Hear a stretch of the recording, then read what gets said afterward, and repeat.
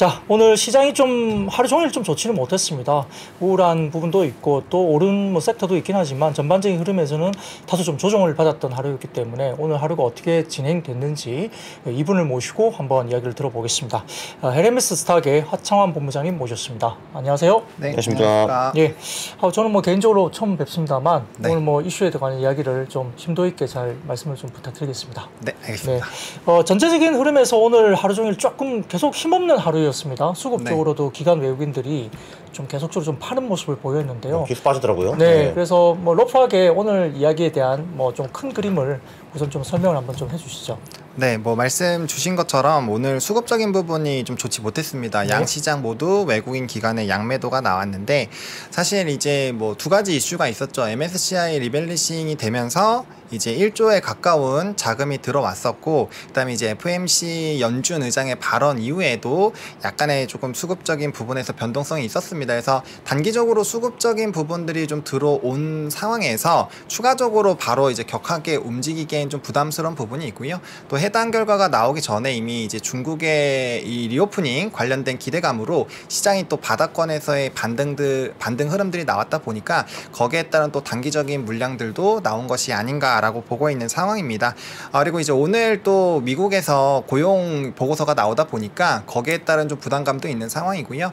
사실 이제 ADP 고용 보고서 자체가 예상치보다 많이 낮게 나왔잖아요. 20만에서 12만으로 나왔기 때문에 고용적인 부분에 대한 좀 불안감도 있는 상황이고, PMI 지수부터 시작해서 각종 이제 매크로 지표들이 조금 부정적으로 나오다 보니까 이게 이제 스텝다운에 대한 가시화는 되고 있는 상황인데 경기적인 부분에서의 침체 흐름으로 혹시나 넘어가는 것이 아닌가라는 그런 고민들을 하는 오늘 하루이지 않았나라고 보고 있는 상황입니다. 그래서 아무래도 수급적인 부분이 조금 부정적이다 보니까 시가총액 상위 종목군들은 대부분 좀 하락하는 모습들이 나타났고요. 아무래도 좀 수급상에서 견인을 했었던 삼성전자 같은 경우가 오늘 좀 가장 하락이 좀 컸다라고 보시면 좋을 것 같고, 좀 오늘 제가 좀 집중해서 봤던 건 하이닉스인데 사실 SK 하이닉스가 82,000원대가 되면 굉장히 좀 강력한 매수세가 들어오면서 이전에도 반등 흐름들이 나왔는데 오늘은 좀 깨서 무너졌거든요. 근데 최근에 이제 필라델피아 반도체 지수라든지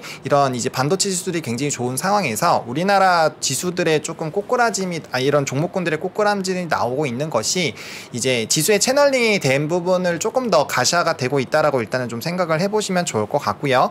아무래도 이제 상위 종목군들의 움직임들이 조금 부정적이다 보니까 개별적인 특징주적인 이런 이제 테마적인 시장이 좀 형성이 된 오늘 하루이지 않았나라고 보고 있는 상황입니다. 외국인 기관이 좀 많이 팔았습니다. 선물도 대부분 다 판 것 같고 개인만 좀 사는 장이었기 때문에 역시 힘을 좀 못 내는 하루였던 것 같네요. 네. 실제적으로 말씀 주신 것처럼 삼성전자나 하이닉스 쪽에 매도가 좀 집중됐던 부분이 있어서 다소 좀 아쉬운 부분이 분명히 있었던 하루였던 것 같습니다. 네. 특징적으로 보셨던 섹터나 그런 게 있을까요? 일단 섹터 같은 경우는 중국 관련된 섹터가 단연 좀 돋보이지 않았나라고 보고 있는데 사실 이제 리오프닝 오늘 또 부분 봉쇄 또 해제에 대한 이슈가 있었잖아요. 중국 정부 당국의 이제 전반적인 오픈에 대한 이런 기대감이 확대가 되는 이슈가 있었고, 이제 따라서 소형 도시들의 좀 움직임들이 해제의 움직임들이 나오다 보니까 거기에 따른 좀 긍정적인 흐름들이 나왔는데요. 일단은 이런 봉쇄에 대한 기대감이 나타나다 보니까 단연 화장품주들이 좀 강력하게 시세가 분출이 됐고요. 또 이제 MSCI 편출입 종목 중에도 좀 포함이 되는 일부 종목군들이 있어서 이제 편출입 이후에는 아무래도 이제 공매도로 많이 짓눌렀었던 종목군들이 있다 보니까 거기에 따른 이제 쇼커버링도 좀 같이 영향을 받은 것이 아닌가라고 보고 있고요. 아무래도 화장품 섹터 내에서 여전히 이제 중국에 대한 수출 비중이 약 40% 정도로 높은 상황입니다. 지금 일본이라든지 이제 북미 지역 같은 경우는 이제 10% 비중으로 확대가 되고 있지만 여전히 중국 쪽에 대한 비중이 높다 보니까 이제 중국 쪽에서의 이런 리오프닝이 되는 것은 아무래도 화장품 섹터에는 좀 긍정적인 시그널로 인식이 되고 있다라고 보시면 좋을 것 같고요. 오늘 장에서는 좀 강력한 시세를 분출을 하지는 못했지만 이제 엔터라든지 게임주라든지 콘텐츠 관련된 종목군들도 사실 좀 긍정적인 모습을 보여줬고, 오늘 같은 경우는 이제 콘텐츠 관련된 종목군들의 이런 하위 종목군들, 콘텐츠와 직접적으로 연관이 되어 있는 종목군들과 또 이제 웹툰이라든지 네. 관련돼서 움직일 수 있는 종목군들의 좀 시세 움직임들이 나타나지 않았나라고 보고 있고요. 또 이제 메타버스 관련된 종목군들도 좀 시세의 흐름들이 나왔는데 뭐 해당 부분들은 이제 CSE 기대감에 일단 움직임이 좀 나타나고 있는데 뭐 해당 부분 조금 이따가 더 자세하게 말씀을 드려보도록 네. 하겠습니다.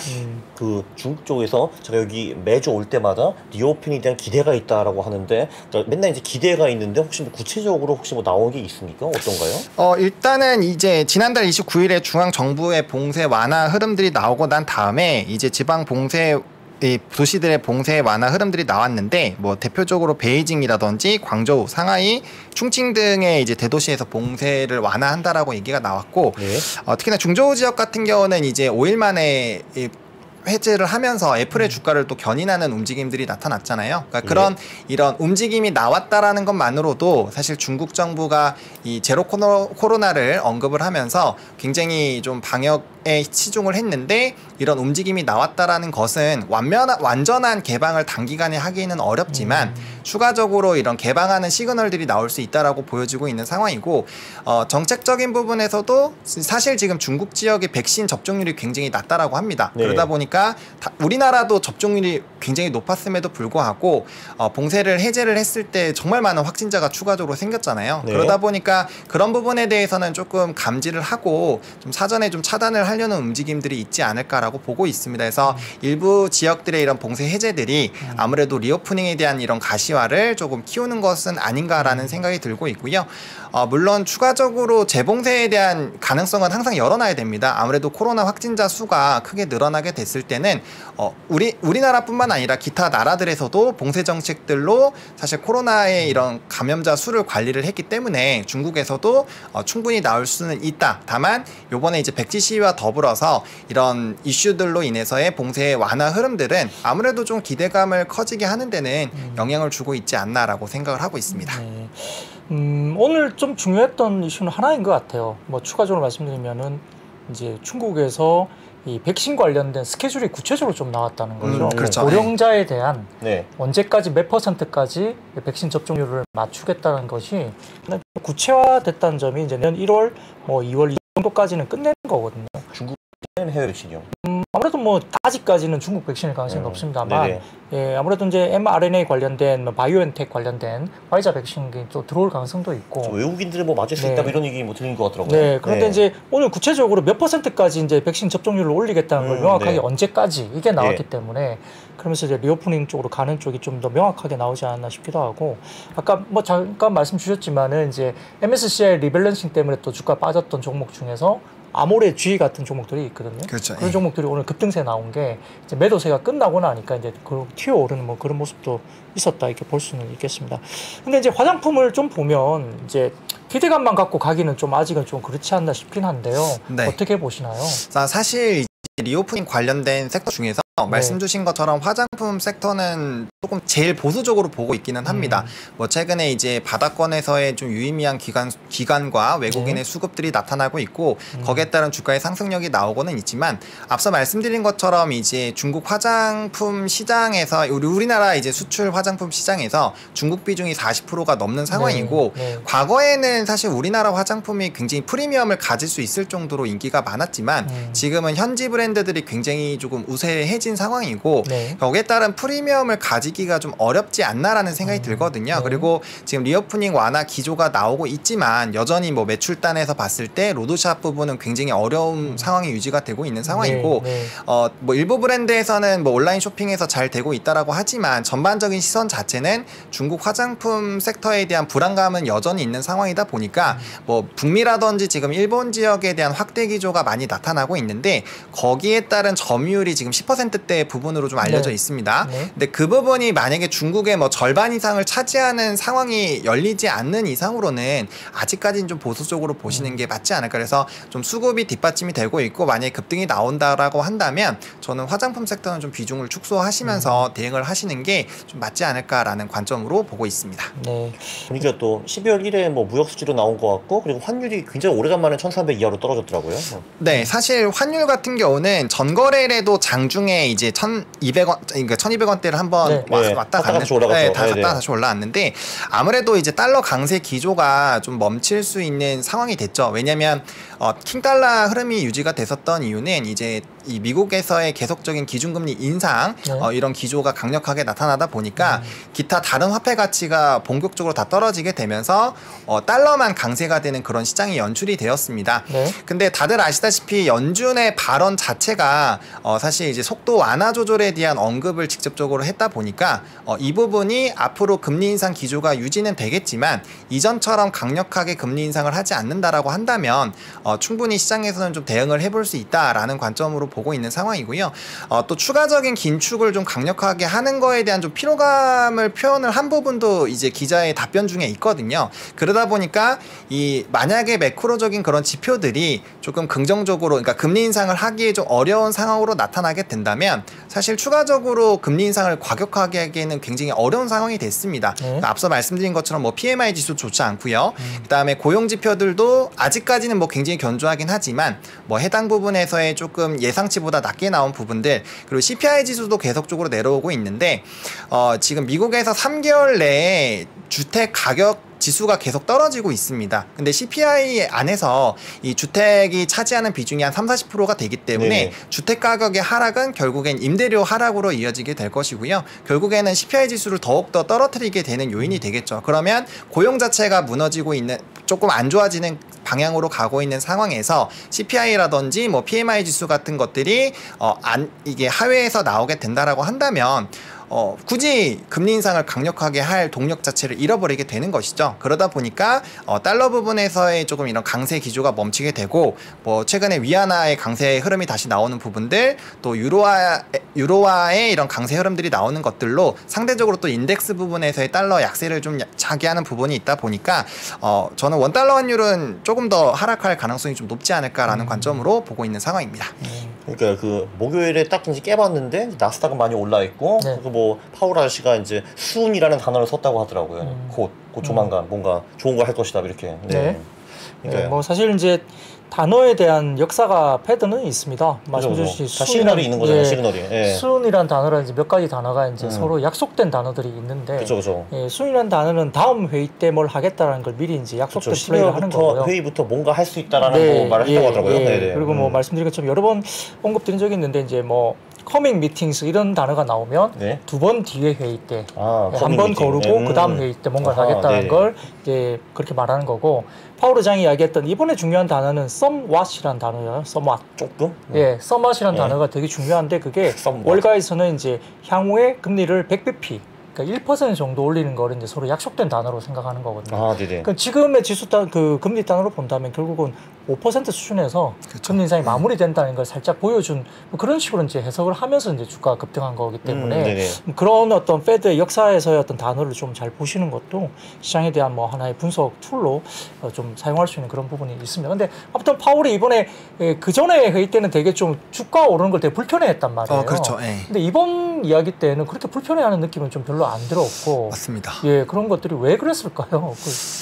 저도 그거가 조금 네. 의문이에요. 저는 네. 사실 이제 연준의 발언이 약간은 좀 겁주기가 있지 않을까라는 네. 생각을 한 게, 사실 말씀 주신 것처럼 시장이 너무 환호하는 것을 굉장히 경계하는 발언들을 지속적으로 해왔는데, 네. 이제는 금리가 어느 정도 많이 올렸다고 생각을 해서 그런지, 아니면은 이제 조금 앞서 말씀드린 금리를 조금 올릴 수 있는 성장 동력이 됐었던 고용이라든지 네. 성장률 부분에서의 약간의 조금 저조 흐름이 나오다 보니까 이제는 물가에 대한 이 정점, 고착화를 좀 어느 정도 확인한 상황이다 보니까 네. 그럼 경기 침체를 막는 방향으로 가야 되겠다라는 방향으로 조금 턴을 하는 것이 아닌가라고 생각을 하고 있는 상황입니다.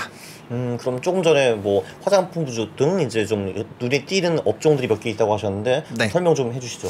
네, 일단은 저는 제가 개인적으로 좀 보고 있는 거는 이제 XR 관련된 종목입니다. 단연 이제 CES가 앞서 있는 상황이다 보니까 이제 올해 CES의 화두는 과연 무엇인가가 사실 매년 12월에 좀 시장의 흐름을 좀 끌어내는 과거 전례들이 있는데요. 1월에 하는 거죠, CES? 그렇죠. 네. 네네. 뭐 세계 최대의 가전 박람회다 보니까 네. 아무래도 이제 뭐 신기술 기술도 많이 발표가 되고요. 거기에 따라 이제 기대감들이 굉장히 많이 형성이 되는데 이번에 화두가 이제 메타버스 XR 네, 기기로 조금 많이 알려져 있습니다. 물론 네. 뭐 UAM이라든지 기타 얘기들도 있는 상황이지만 메타버스 쪽에서 XR 기기가 얘기가 나오고 있는 게 이게 소니에서도 1월 달에 이 XR 기기가 나오고요. 또 3월에서도 이제 애플의 XR 기기가 이제 뭐 테스트 버전이라고는 하긴 하지만 어쨌든 발표가 됩니다. 그러다 보니까 거기에 따른 기대감이 좀 형성이 되어 있다라고 보고 있고요. 또 삼성전자가 또 CES 초대장을 또 발송을 했거든요.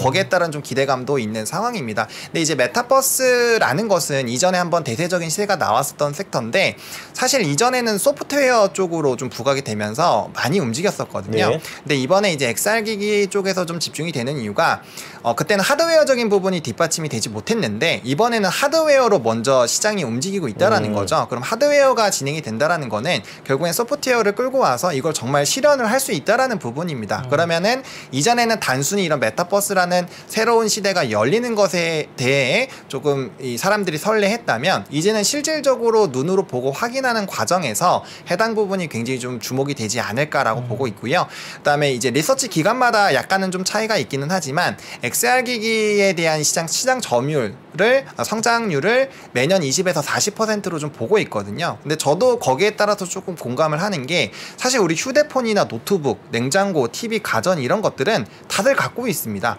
근데 이제 새롭게 뭔가 팡하고 터지는 그런 이슈 안에서 새로운 기기를 사야 되는데 XR이 실제로 실행이 된다면 너도 나도 한 번씩은 하지 않을까 싶거든요. 그러면은 네. 모두 다 산다라고 가정을 했을 때 네. 기기적인 부분에서 엄청나게 팔릴 수밖에 없다라는 가정을 했을 때 네. 만약에 정말 기기적인 부분에서 판매량으로 뭔가 승부를 볼 수 있는 것은 XR 기기가 되지 않을까라는 생각이 있거든요. 네. 그리고 뭐 다들 잘 아시겠지만 이제 MZ 세대는 빼야 되고요. 뭐 Z나 알파 세대 같은 경우가 이제 로블록스라든지 이런 메타에 대한 환경에 굉장히 익숙해져 있다 보니까 그들이 주 소비층으로 올라올 때쯤 되면은 분명 이 시장은 굉장히 좀 커져 있지 않을까라고 보고 있거든요. 그런 이제 스타트 라인을 끌어주는 게 이 하드웨어 기기이다 보니까 이 부분이 시장에서의 굉장히 좀 크게 인기를 끌 수 있지 않을까. 그리고 그런 기대감들이 좀 형성이 되다 보니까 최근에 XR 기기들에 관련된 종목군들이 굉장히 좀 긍정적인 시세의 흐름들이 좀 분출이 되고 있다라고 정리를 드리겠습니다. 그러면은 한 2020년인가 그때 이제 메타버스 주식이 많이 떠올랐잖아요. 네. 그때는 주로 이제 소프트웨어였는데 아직은 실체가 좀 부족하네 해가지고 다시 좀 가라앉았다가 지금 이제 하드웨어가 오면서 다시 급부상할 수 있다 이런 얘기거든요. 네, 저 그렇게 생각하고 있습니다. 뭐 작가님은 그 XR 기기는 별로 관심이 혹시 없으실지 몰라도 네. 혹시 만약에 XR 기기로 뭔가를 뭐 컨텐츠를 본다면 어떤 분야가 이렇게 활성화될 걸로 생각을 해보시면 그냥 어떨까요? 뭐 게임 뭐 이런 거 아닐까요? 그냥? 게임 네. 같은 거? 네, 아무래도 뭐 그냥 컴퓨터를 보는 거보다는 네. 제가 이제 이렇게 하면서 이거 있잖아요. 이게 뭐가 좀 생동감 있잖아요. 이렇게. 네. 그렇죠. 그렇죠. 그러니까 결국은 뭐 하드웨어가 이제 먼저 나오긴 하겠지만 이제 컨텐츠가 안 받쳐주면 그렇죠. 사실은 뭐 하드웨어를 사지 않게 되는 뭐 이슈가 되는 거고 옛날에 이제 가정에서도 3D TV 같은 것도 그렇죠. 네. 나오기도 했지만 컨텐츠가 3D TV를 못 받쳐주니까 이제 3D TV가 이제 사라지다시피 하면서 이제 없어져 버리는 그런 상태로 나왔기 때문에 향후에 좀 컨텐츠가 뒷받침이 좀 돼야 되지 않을까 그 생각도 들긴 합니다만. 부장님이 이제 어리 아독터로 먼저 그걸 사신 다음에 네. 저는 좀 빌려 쓰겠습니다. 네, 언제든지. 이렇게 하는 거죠. 네, 네, 언제든지 네. 제가 뭐 작가님하고 같이 쓰고 뭐 좋은 컨텐츠를 또 보도록 하겠습니다. 네. 교육 컨텐츠를 봐야죠, 저희는. 아, 교육이요? 네. 그죠. 네. 네, 별자리를 본다든지 여러 가지. 이제 XR 주식 뭐 이런 거에. 네. 근데 뭐 XR은 확실히 지금 뭐 그럴 수 있는 것 같아요. 그러니까 하드웨어적인 부분들이 일부 이제 분석 리서치 자료에 따르면 네. 2030년 정도 되면은 이 XR 기기가 연간 12억 대 정도까지 올라온다고 분석 자료가 최근에 나오고 있는데 네네. 물론 뭐 가봐야 되겠습니다만 그때까지 근데 12억 대 정도면 스마트폰 연간 시장이거든요. 네, 그렇죠. 그러니까 그만큼 그렇고 그다음에 과거에 이제 PC 시장이 죽어 들어갈 때 새로운 하드웨어가 나오게 되면 그 기기가 죽어 들어가는 게 이제 노트북이나 태블릿이 나오면서 이제 PC 시장이 죽었거든요. 네네. 스마트폰도 지금 포화 시장이 오다 보니까 네. 새로운 기기가 출현되면서 스마트폰은 계속적으로 이제 좀 확실히 출현이 줄어드는 시기에서 새로운 기기의 출현이 새로운 성장 동력으로 갈 수 있다. 뭐 이런 논리를 펴는 쪽도 있습니다. 그래서 네. XR 기기 부분들은 그냥 뭐 아니 당장 뭐 실적이 얼마나 오를지 모르는데 주가가 오르냐 이렇게 보지 말고 제가 좀 팔로우업을 해볼 필요가 있고 또 여러 가지 부분에서 좀 예전과는 좀 다른 것 같아요. 애플이 끼어든다면 그렇죠. 좀 네. 새로운 플레이어로서 좀 뭔가 될 수도 있다는 생각도 들긴 합니다. 네, 댓글을 보면 좀 건전하지 않은 분야에서도 커질 수 있다 이런 말이 좀 나오네요. 그러니까. 아, 네네. 예. 네. 근데 뭐 네. 사실 그건 맞아요. 그 일본 가보면 그렇죠. 이렇게, 예, 일본 가보면 이렇게 그런 쪽에 3D라든지 이런 굉장히 IT 쪽에 개발된 쪽이 가장 먼저 도입되는 부분들은 이제 이 성인과 관련된 이런 산업들이, 예, 성인 산업들이, 어덜트 산업들이 이런 IT 기기에 굉장히 빠르게 적응합니다. 그래서 그런 야구 동영상이네요. 이거 보니까 네. 건전한 거였네. 야구 동영상이니까. 네, 그럴 수도 있습니다. 뭐, 네네. 그거는 뭐 일본 시장도 그렇긴 하지만 전 세계적으로 항상 그렇습니다. 이게 성인 컨텐츠가 가장 먼저 IT에 가장 민감해해요. 네, 그건 어쩔 수 없습니다. 새로운 자, 기술. 네. 네, 아무튼 뭐 그건 넘어가도록 그렇죠. 하겠습니다. 자, 어쨌든 지금 XR 관련된 뭐 종목들이 최근에 뭐 나무가라든지 뭐 선익시스템, 그렇죠. APS 네. 홀딩스 등등 뭐 자화전자 등등 해서 이야기되는 종목도 굉장히 많은데 네. 확산되는 부분들에 대해서 좀 지켜볼 필요가 있을 것 같고요. 자, 그러면 그 외에도 뭐 요즘에 컨텐츠 관련된 주식 관련해서도 뭐 코멘트를 주실 걸로 보이는데요. 네, 어떻습니까? 뭐 사실 컨텐츠 종목이 오늘도 좀 잘 올랐습니다. 뭐 네. 물론 이제 레몽레인이라는 종목이 재벌집 막내 아들에 대한 이런 시청률로 급등이 나온 다음에 좀 조정이 나오고 있지만 그 영향으로 덕분에 이제 기타 좀 소외됐었던 제작사들이 좀 긍정적인 모습들이 보여주고 있거든요. 일단은 컨텐츠에 대한 기대감은 좀 계속적으로 나올 수 있는 게 지금 이제 기대작들이 굉장히 많이 있는 상황이고 네. 시청률 10%대가 넘는 드라마들이 최근에 굉장히 많습니다. 뭐 오. 재벌집 막내 아들도 그렇고 뭐 슈룹도 그렇고 그다음에 이제 12월 이제 8일 정도 지나면 환혼이라는 드라마도 네, 굉장히 좀 맞습니다. 흥행했는데 네. 환혼 2도 나오거든요. 그런 것도 있고요. 또 이제 아바타 2 네. 곧 나오죠. 그래서 그런 이제 기대작들이 많이 있다 보니까 뭐 자연스럽게 컨텐츠에 대한 기대감은 좀 커질 수가 있고 또 이제 아바타 같은 경우는 또 메타버스와 또 연결이 또 될 수가 있거든요. 그럴 수 있죠. 3D라는 네. 게. 네. 그래서 XR 쪽에 조금 더 강력한 모멘텀으로 작용될 수 있고 말씀 주셨던 것처럼 또 XR 기기가 결국에는 컨텐츠에 또 수요가 필요할 수 있다 보니까 네, 네. 거기에 따른 좀 긍정적인 시그널들이 나오는 것이 아닌가라고 보고 있고요.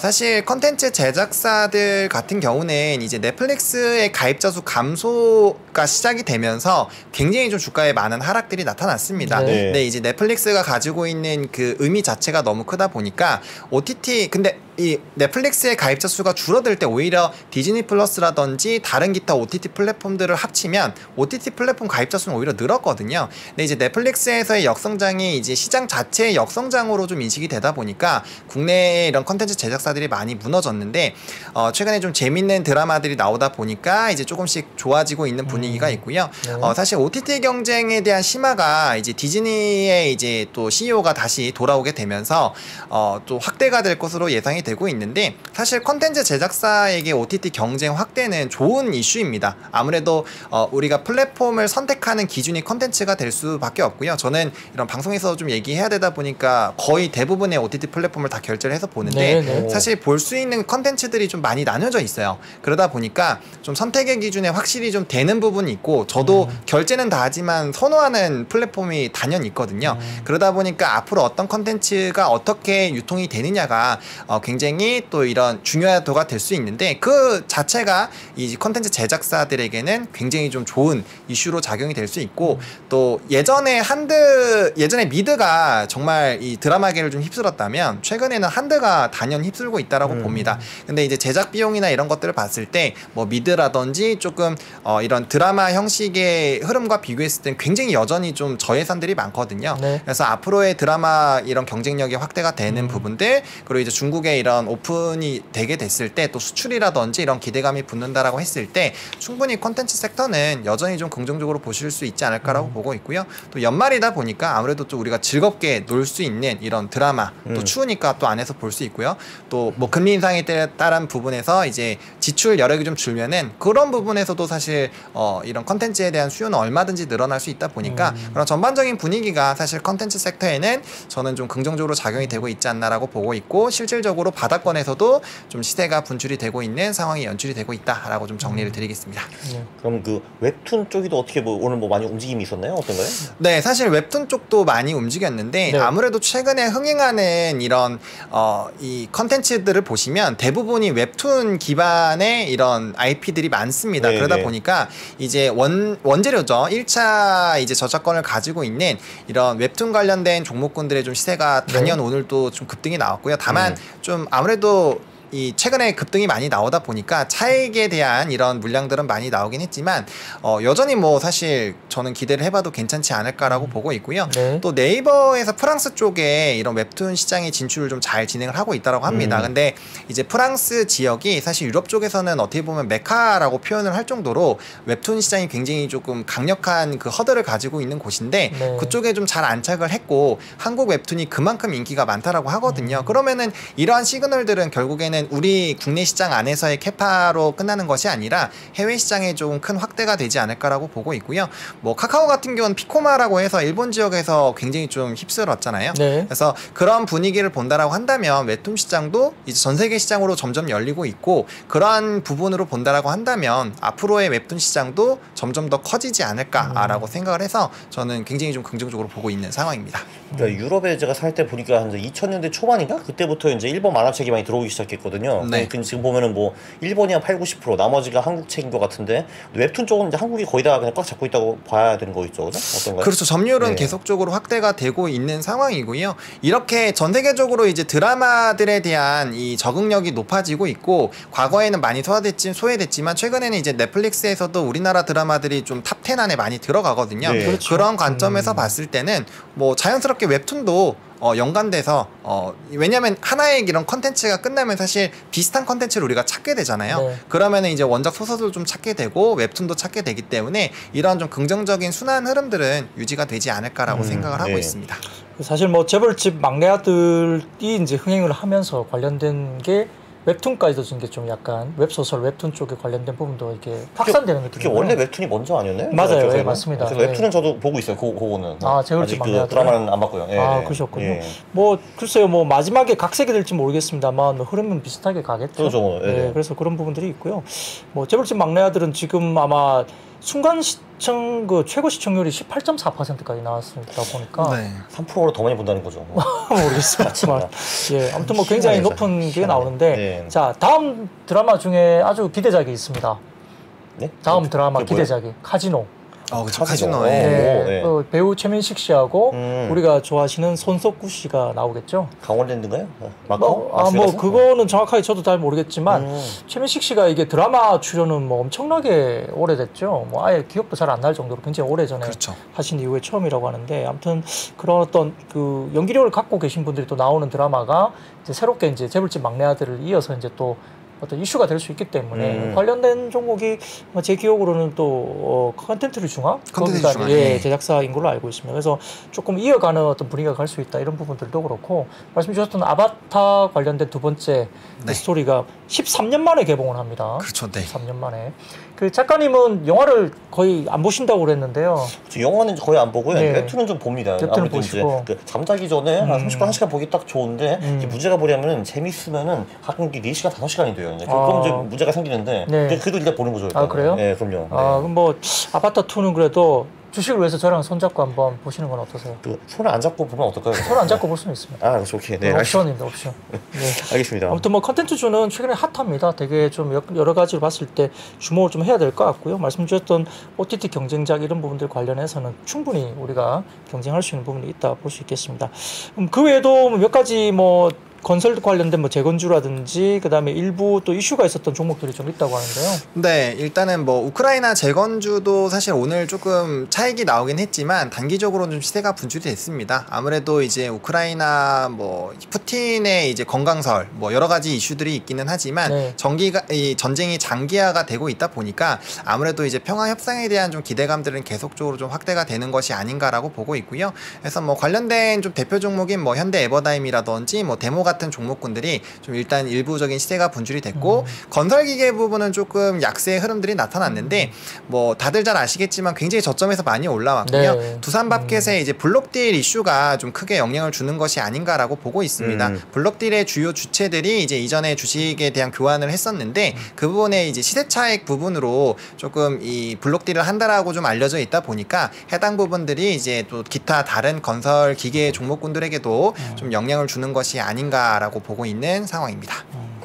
사실 뭐 건설주는 이제 다음 주 정도면 또 재건축 관련된 개선안도 그쵸, 예. 나와 있고 그다음에 일부 이제 시멘트 관련된 이 관련해서 약간 뭐 정부가 이제 약간 어떤 조치를 좀 취하면서 이렇게 레미콘이나 시멘트 관련된 쪽에 대한 이슈가 좀 있는데 사실 뭐 결과적으로는 이제 둔촌주공 관련된 네. 이번에 이제 분양이 이제 시작되고 있는데 얼마나 이제 분양이 정말 잘 될까? 지금 이미 며칠 동안에 그 분양 관련된 그쪽에 이미 이야기 끝나가지고요.